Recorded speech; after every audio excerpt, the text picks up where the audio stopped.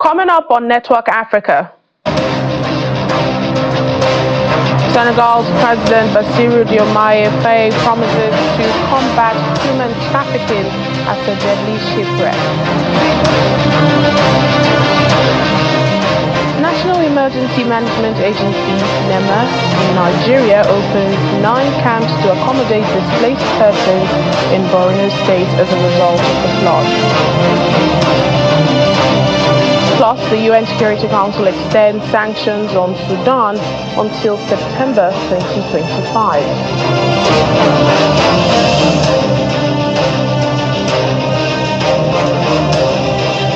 Hello and welcome to the program today. I'm Layo Olarinde. We begin in Senegal. President Bassirou Diomaye Faye has visited Mbo, the site of a devastating shipwreck that claimed the lives of over 125 people. Search operations for survivors continue days after, although officials say there's a slim chance of finding anyone. Well, President Faye says the nation is in mourning, extending condolences to the grieving families. The president has also criticized human trafficking networks, who, he says, exploit the desperation of young people, selling them false dreams of a better future. Now, there is growing frustration among the public with the new government's focus. Critics argue that the administration has failed to prioritize addressing the unemployment crisis among Senegalese youth.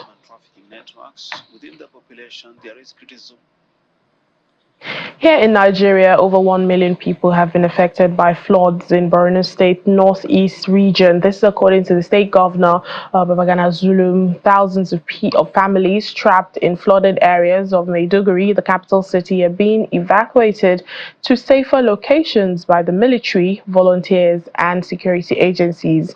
The Minister of Interior, Olubunmi Bayojo, toured the custom area of the state and other places severely affected by the floods.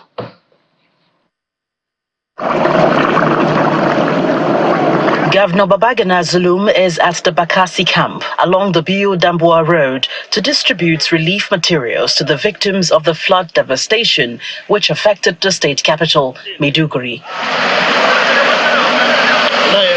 Armed with the 3 billion naira flood intervention from the federal government, the governor donates cash, food items, and other necessities to the victims. He also gives an update on the situation. So far, so good. We have mobilized cooks, and they have started cooking food in this camp. So these are immediate palliative measures that will cushion their immediate effect. So this morning, what we are here is to distribute the sum of 10,000 naira to each and every heads of household that are affected by floods. And I also want to inform you that a few days ago, luckily enough, we received 3 billion naira from the federal government as flood intervention fund. So we are using this fund to support the communities that are affected by the flood. The governor explains the cause of the flood and the plans of the state to reconstruct the dam and contain the water. The water that we received this year exceeds the carrying capacity of the dam. We have a very heavy storm. It might be associated with climate change. That's the most important thing.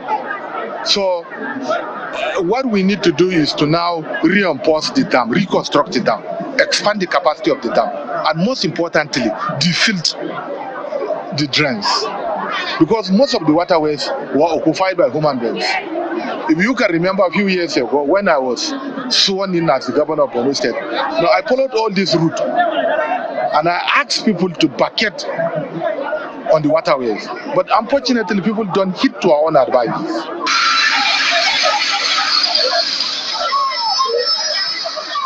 Families affected by the flood are being evacuated to safer grounds by the military and other security agencies.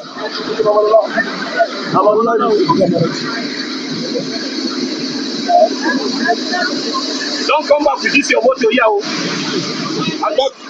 Back properly now. The flood is already receding in some parts of Maiduguri, while some places like the Medium Security Correctional Center is still flooded.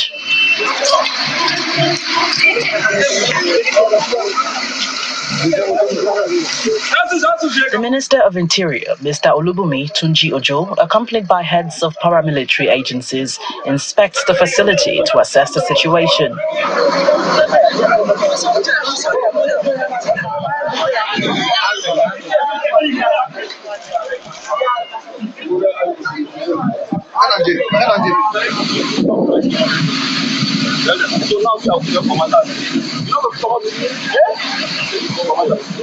Later, he pays a courtesy visit to Governor Zulum, where he gives updates on the impact of the flood. It's a sad moment, and we empathize with the people of Borno. And of course, the government is very much concerned. And in terms of our facilities, the correctional center, actions are presently ongoing. There are certain things I won't be able to disclose for at now because of security reasons, but you can be sure that we're on top of situations 100%. The immigration passport office was affected, but the people of Borno can be rest assured that once we get back to Abuja, we will try as soon as possible with immediate effect to create another center, where they can start their normal activities. And of course, the fire service was also affected, but all this are just, to me, they are minor issues compared to the generality of the impact of the flood, on the people of Borno. The state government plans to set up a committee to look into the possible outbreak of the disease. Nevertheless, search and rescue operation continue in parts of the state capital.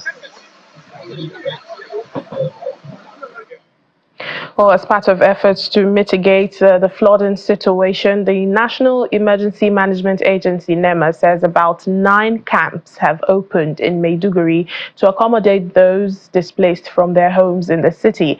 Director of Planning and Forecasting at NEMA, Mr. Onimode Bandele, said doctors have also been mobilized to ensure that evacuees are not at the risk of contracting waterborne diseases as a result of the heavy flooding. He also adds that rescue helicopters belonging to NEMA to be deployed are currently undergoing maintenance with the Nigeria Police Office. Mr. Bandele said this on our breakfast show this morning, The Morning Brief. At the onset of the incident, we had 4 camps, but as of yesterday, these camps have increased to 9 to accommodate the evacuated population. And NEMA, in conjunction with the Nigerian Air Force, have mobilized doctors to take care of these people, not leaving out the State Ministry of Health. NEMA has mobilized resources, food, non-food items, and medicaments, and this should be getting to Maiduguri by today for the use of those people. Because we are aware that drinking water is going to be a problem, NEMA has mobilized its own asset. We have water purification plants that have been mobilized to Maiduguri. These plants can provide drinking water within 5 minutes. No matter the source of water, it has the capacity to process water that is safe and healthy for drinking. The search and rescue helicopter that we have in the country is with the Nigerian Air Force, and we are in close discussion with the Nigerian Air Force, and I'm sure in the next few hours to come, we'll update you with our tactical response in using area assistance.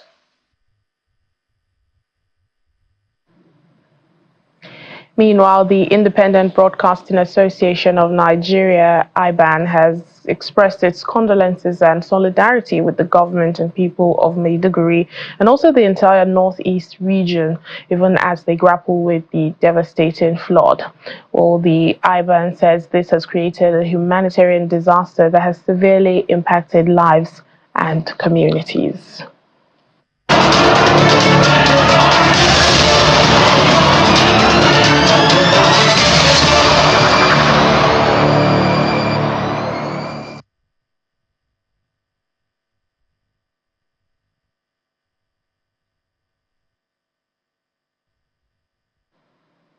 Oh, the war in Sudan. The United Nations Security Council has voted unanimously to extend sanctions against the country for another year.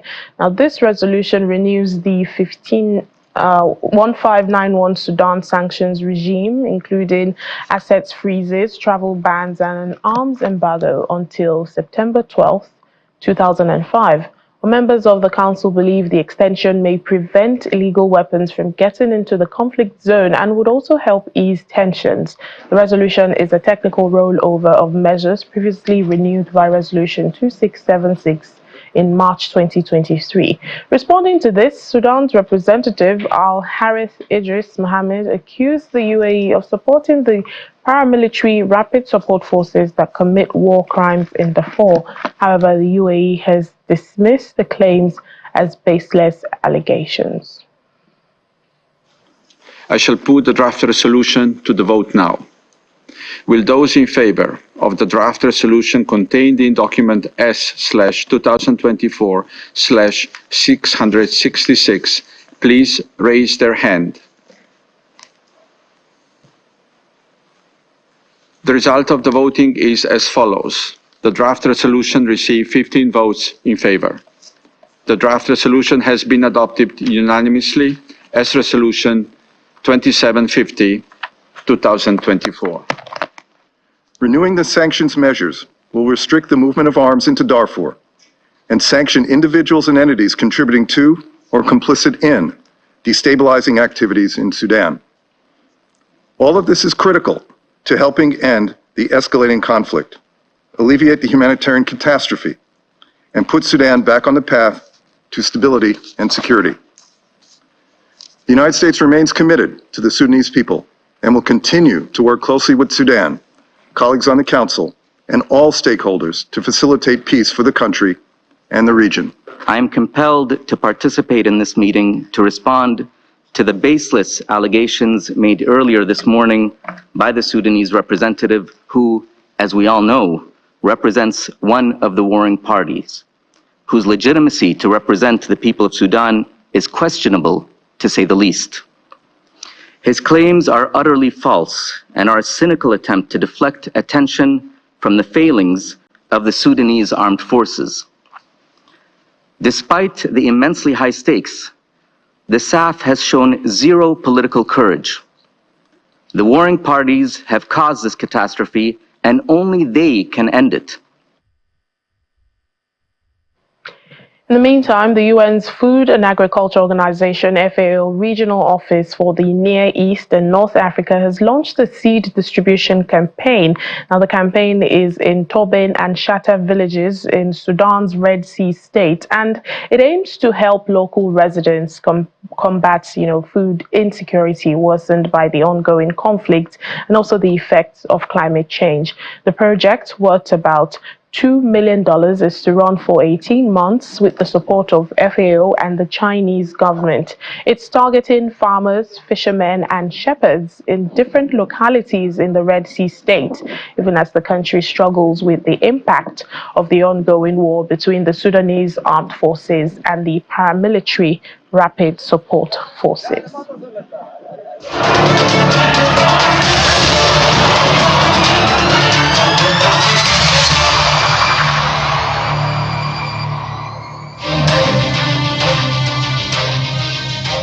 Welcome back to the program. After 3 decades of civil war in Somalia, a bomb disposal squad is looking to clean up the country, ridding it of mines and other unexploded ordnance that has killed and injured thousands of people across the country. Well, these experts from Somalia's Explosive Ordnance Disposal Unit face down fear to save lives.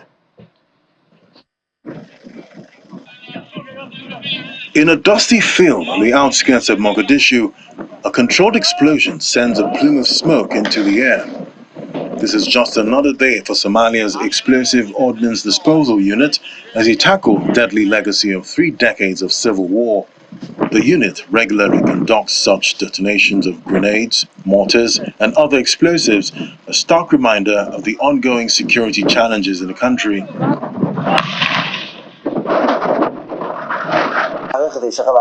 Our work is very difficult and risky because we detonate or dismantle mines. These are handmade mines or factory-processed ones that did not explode, and if you touch it, it may explode. When you send police, you cannot know whether it will explode or not and kill them. You do not know if the policemen will fail and die or come back safely. Somalia has been grappling with conflict for 3 decades, where insurgents linked to Al-Qaeda have been fighting the government since 2007. We fear and feel like we are risking our lives, but we work carefully together and consider that we're saving the lives of our citizens. You will always feel great risk in your life. During training exercises, officers like Ahmed practice dismantling explosives attached to vehicles, simulating real-world scenarios they frequently encounter. The bomb squad's dog trainer, Hussein Ahmed, said he sometimes faces stigma of his work because dogs are considered unclean in Islam. We aim to save Somalis by preventing explosions using dogs. We focus on the usefulness of the dogs. We endure challenges. If they say we shall not handshake or greet you, we are indifferent without grudge. We do not think of why people run away from us. Yes, there is impurity from dogs, but dogs prevent explosions that would kill thousands of Somalis. So they have benefits.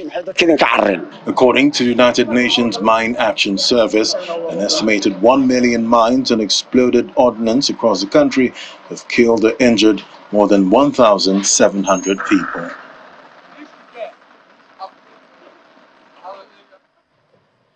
South Africa and the United Arab Emirates are celebrating 30 years of bilateral relations between their countries. Representatives of the government and private sector gathered in Pretoria to celebrate.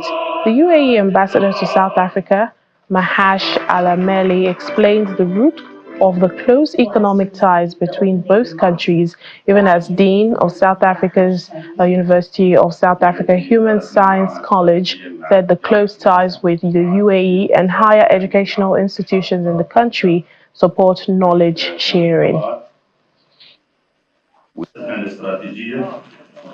As you know, today we are celebrating this year's 30 years of relation, which has been shaken hand by our late founder of the United Arab Emirates, Sheikh Zayed, Rahmatullah Alayh, and also Nelson Mandela in the visit of 1994 to United Arab Emirates. We talk about risk. We speak about new economy zone between the continent and the rest of Middle East, and also we change the face of the diplomat in the capital. We were no more we speak diplomat, we speak also trade, we speak about how we can partner, how we improve the life in the continent, and also the life of 120,000 living in UAE. They are also economy for South Africa. We've seen many companies, startups in South Africa, over 800 companies now based in the UAE, and taking it from there to the world.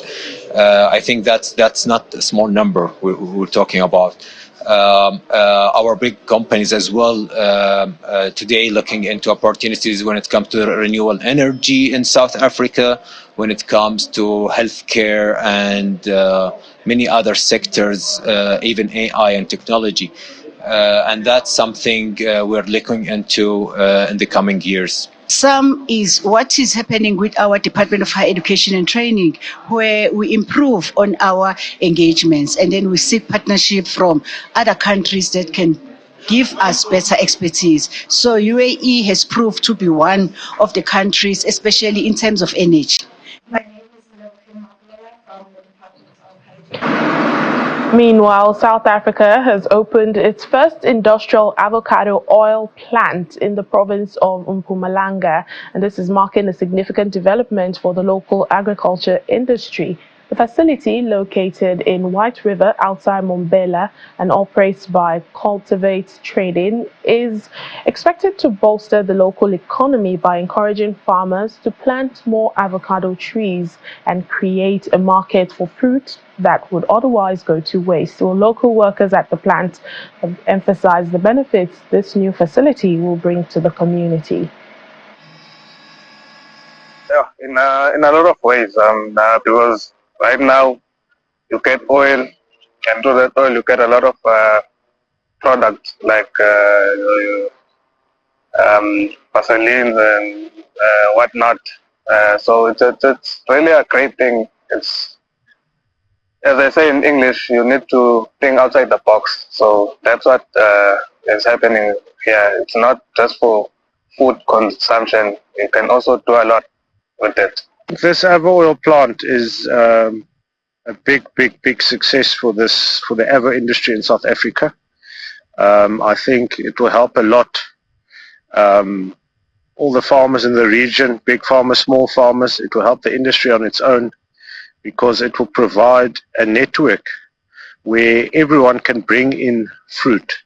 Normally the fruit that you would throw away, your reject fruit that would get sold for almost nothing, we can buy here at the plant, and at least we can secure security for the local people and help to boost the economy in the agricultural industry by providing another income stream for the local farmers to bring their fruit here. We'll buy them, process them, and that will help hopefully the industry to make a difference. We add value to those fruit.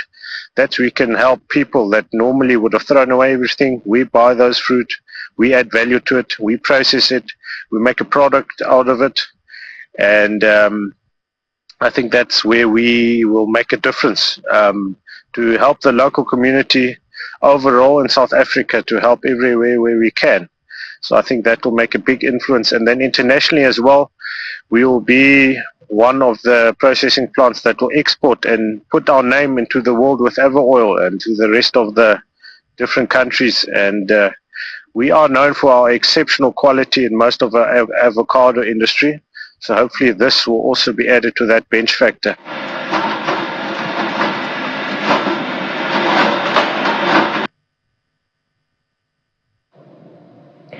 There is a renewed call for the inclusion of women in governance towards driving impactful process of enriching communities at all levels. Now, this was at the 24th National Women's Conference, also held at the Eco Hotels and Suites, with the theme "Soar Beyond Boundaries, Enrich Communities." And it says it is expedient to factor women into the process of governance to ensure quick, positive, and visible results.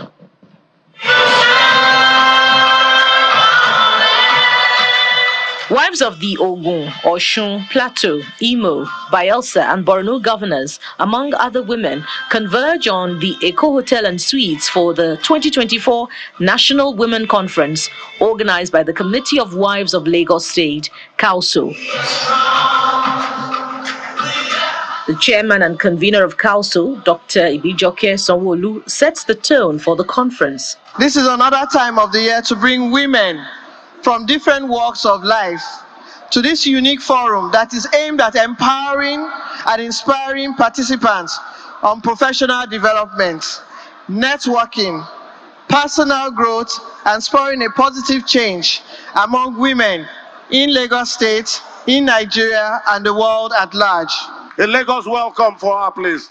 The Deputy Governor of Akwa Ibom State, Akon Eyakenyi, who is here representing the governor, calls for more support from the presidency and donates 50 million naira to support the growth of CAUSO. There is nothing strange about our challenges as a nation. We are just going through a phase. We shall soon become history. It is on this note that I solicit continued support for the President, His Excellency Bola Ahmed Tinubu, Governor of the Center of Excellence. The host governor, Babajide Sanwo-Olu, encourages women to take charge and drive positive change in their environment. Our communities need you. Our communities deserve you. Our communities would be better if women like you strive to empower others, fully take charge, and take not only the home front, but also the societal front. Away from the speeches, the Inspirational Woman Award of the Year goes to the Senior Special Assistant to the President on Sustainable Development Goals, Mrs. Adejoke Orelokwe Adefulire. The special woman from a special fabric of clothing. She says she will continue to drive the goal of gender equality in Nigeria. I accept this award with gratitude, recognizing the enormous responsibility that comes with it. I am humbled by this recognition at this way, and undoubtedly strengthen my commitment toward gender equality and empowerment of women in particular, and the socio-economic development of Nigeria. As this year's conference winds down, the overwhelming message here is for women to soar beyond boundaries, empower others, and be the best that they can.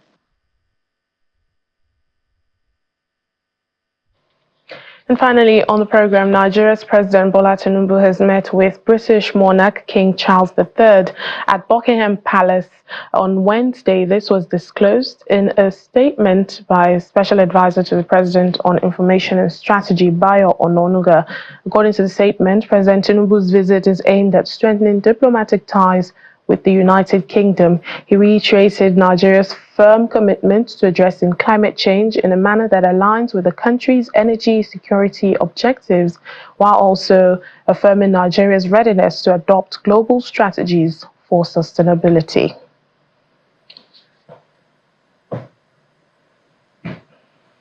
And that's it on the program today. Thank you so much for watching.